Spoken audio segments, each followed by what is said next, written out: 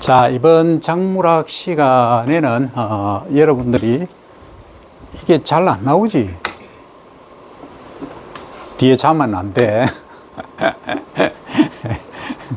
그래서 우리가 작물을 크게 분류를 하는 방법에 관해서 이야기를 했다, 그죠? 자, 맨 처음에 우리가 식량작물이라는 개념에서 보면 식용으로 하는 식용작물이 있다. 맨 처음에 얘기를 했죠.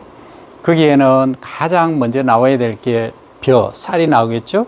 보리, 밀, 그죠? 그 다음에 감자, 고구마, 얘들이 감자, 고구마가 또 분류할 때 서류라는 것도 분류를 하지만 어쨌든 식양작물 중에서 식용에 포함된다 하는 거예요.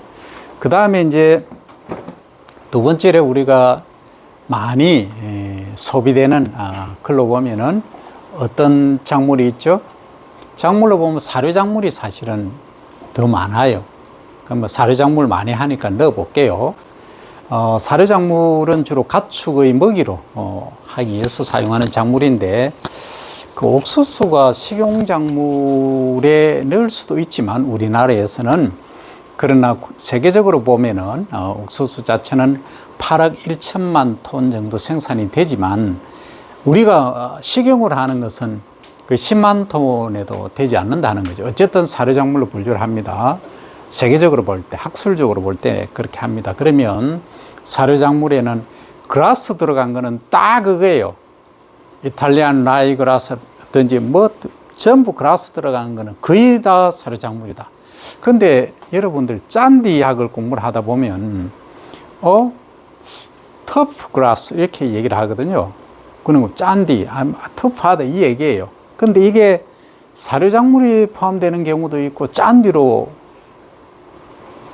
포함되는 경우도 있어요. 그래서 이것은 어떻게 이제 구분해야 되느냐 하면, 일단 사료작물은 그라스 들어가는 거는 다 사료작물이다 해놓고, 그 다음에 짠디로 사용되는 작물이 있어요.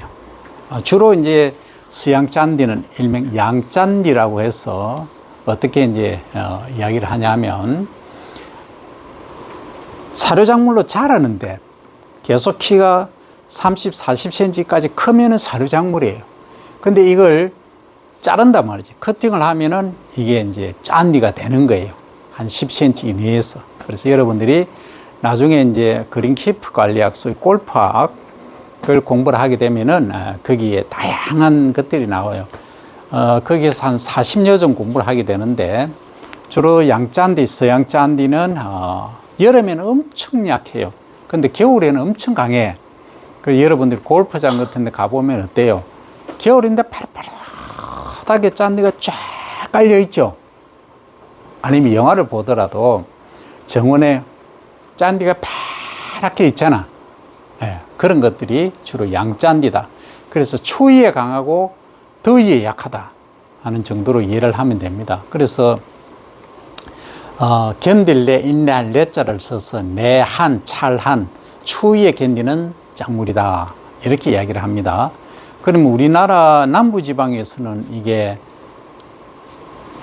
양짠디가 의미가 크게 있을까요? 남부지방, 평야지를 기준으로 하면 별 큰 의미가 없죠. 따뜻하니까. 그러니까 더위에는 약하다 했잖아. 그 여름에는 얘가 시들시들해지는 거야. 그죠? 근데 반대로 우리 동양짠디, 일명 금짠디라고 동양짠디 이렇게 말합니다. 이 동양짠디는 어떠냐 하면 특성이, 더위는 엄청 강해. 근데 겨울에는, 추위에는 엄청 약해. 그죠? 그러면 이건 어디에 강하다?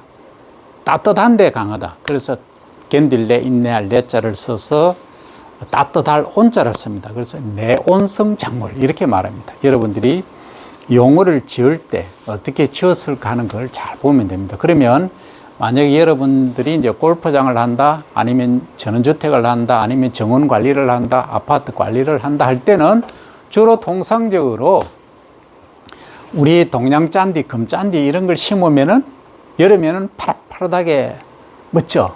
근데 겨울에는 어때요? 겨울에는 막 노랗게 해서 그냥 이 불 지르면 불이 붙을 정도로 죽어버린단 말이에요. 근데 뿌리는 살아있어요. 지상부만 간다 이 말이죠. 그래서 여러분들이 내한성, 내온성에 대한 개념을 지금 얘기했으니까 잡으시고 사료작물의 개념은 그러하다. 그러니까 가장 많이 소비되는 것은 옥수수인데 그라스 들어간 것은 거의 다 그렇다. 그런데 그라스류만 있느냐? 아니더라. 톨페스큐라는 애도 있고 목초의 여왕하면 알팔파라는 게 있어요. 알팔파? 처음 들어보는데. 근데 알팔파는 왜 언급을 하냐 하면 이게 뿌리가 1.5m까지 내려가요. 재배를 하면. 뿌리가 1.5m까지 내려간다는 말은 무슨 말이에요? 심근성이란 말이죠. 용어를 잘 잡아야 됩니다. 뿌리가 깊게까지 내린다. 이것을 심근성, 깊을 심자를 쓰고 얕게 분포하는 것을 천근성이라 이렇게 얘기를 했죠. 그죠? 그러니까 딸기 같은 애들은 어떻게 해요? 전부 뿌리가 위로 기잖아. 그죠? 이런 애들은 천근성이고 알팔파처럼 뿌리가 깊게 내려가는 애들은 심근성이란 말을 쓴다. 그러면 알팔파는 콩과다 이 말이죠. 아까 얘기한 그라스라는 애들은 전부 일명 풀인데 얘들은 화분과예요. 화분과이고 알팔파 이런 콩 이런 애들은 전부 콩과예요. 그런 거 한자어로 쓰면 두과 이렇게 얘기를 하죠. 그죠? 그 화분과도 벽과 우리말로 쓰면 벽과 그 다음에 한자어로 쓰면 벽화자를 써서 화분과 이렇게 얘기를 한다 이 얘기예요. 그래서 여기에 대한 개념을 여러분들이 잡았다. 그러면 그 다음에 이제 많이 우리가 소비하는 작물이 뭐죠? 여러분들이 보기 과거에는 어땠어요? 섬유류 작물이 많았잖아. 옷감 짜는 거. 목화가 주로 왕골, 목화 이런 대마 이 줄기 있잖아요. 이런 것들이 많이 소비가 되는데 지금은 그 소비량이 확 줄었다. 그러나 개도국에서는 많이 아직도 목화하고 쓰고 있죠. 그죠? 어쨌든 그렇다. 그 다음에 또 뭐가 있었어요? 섬유류 작물 했고 그 다음에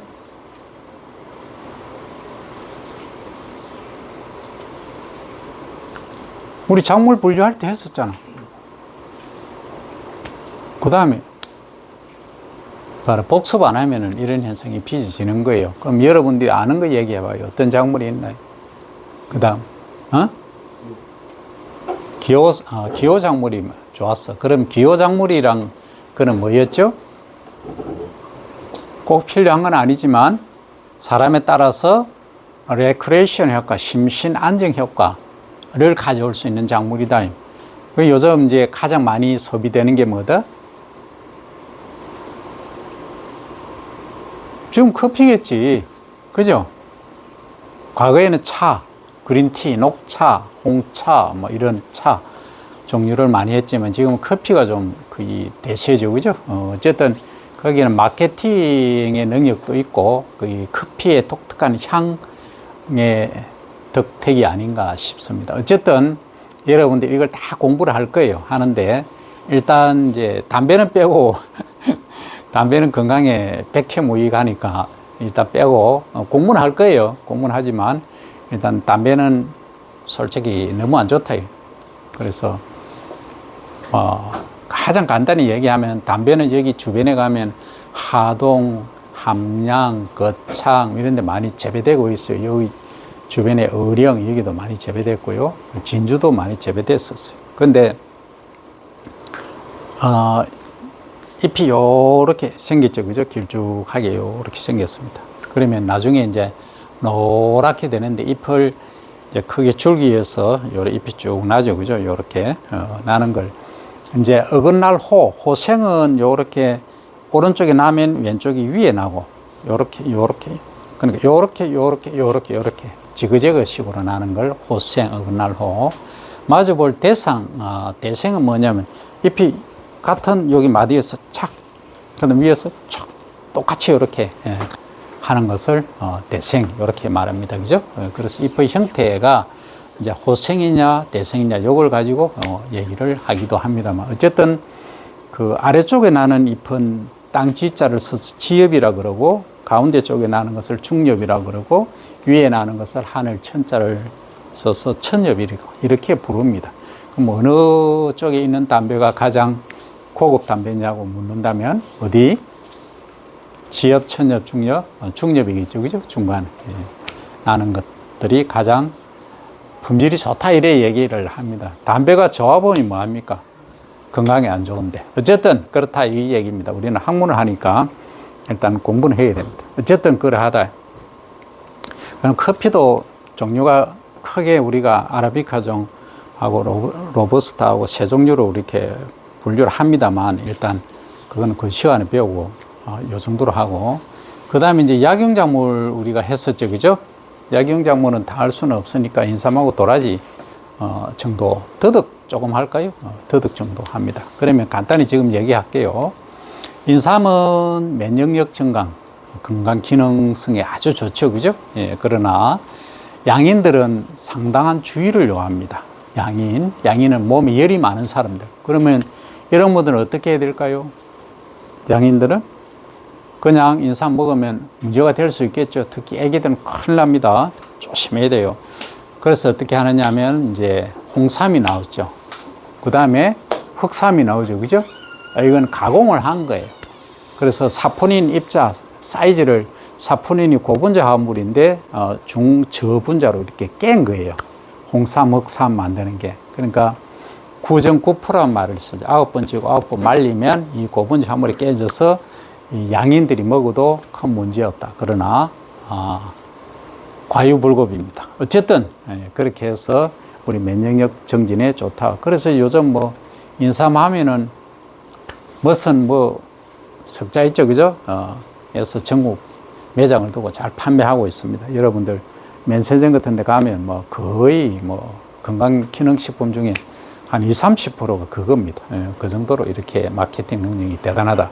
그 말은 효과가 좋다 이 얘기죠. 자, 그 다음 두 번째는 도라지입니다. 우리가처럼 이렇게 말 많이 하는 사람들은 도라지가 기관지 천식에 가장 효과적이다. 이해하겠죠?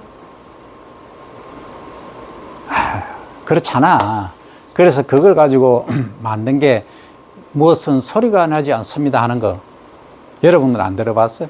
우리 어릴 때는 선전하면 은색 그 통에 개선어가 무엇은 소리가 나지 않습니다 하는 게 있었어.